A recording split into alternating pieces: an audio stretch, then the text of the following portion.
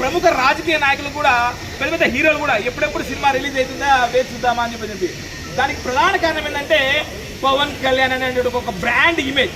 ఆయన సినిమా అంటేనే ఒక వైవిధ్యం ఉంటుంది.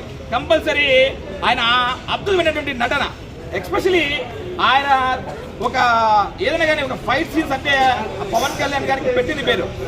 అలాంటి వ్యక్తి ఒక ఒరిజినల్ గ్యాంగ్స్టర్గా సినిమా చేస్తే ఎలా ఉంటుంది అనేటువంటి ఆత్రత అందరిలోనూ ఉంది.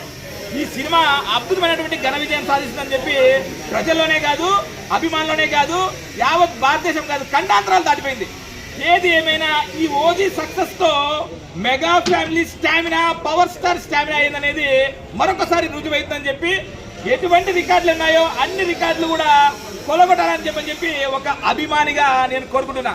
అంటే నా ఉద్దేశం ఏంటంటే అందరి సినిమాలు బాగా ఆడాలి, అందులో మా పవన్ కళ్యాణ్ గారి సినిమా ఇంకా అద్భుతంగా ఆడాలని చెప్పి నా స్వార్థం అంతే. ఏదేమైనా ఈ సినిమా బాగా ఆడడం వల్ల థియేటర్ యాజమాన్యము, పనిచేసినటువంటి టెక్నీషియన్లు అందరూ బాగుపడతారు. మా పవన్ కళ్యాణ్ గారు మాకు నేర్పించింది ఒకటి, సోషల్ ఇంజనీరింగ్.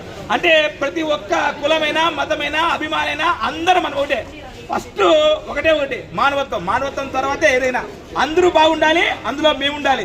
సో ముఖ్యంగా ఈరోజు ఓజీ సినిమా అద్భుతమైనటువంటి సక్సెస్ సాధించాలని చెప్పి అందరికీ సమనీయంగా తెలుపుకుంటూ, ఏదేమైనా అద్భుతమైనటువంటి అవకాశం ఇచ్చినటువంటి అభిమానులకు, పాత్రికేయ మిత్రులకు గౌరవ నమస్కారం తెలుపుకుంటూ సెలవుతున్నా.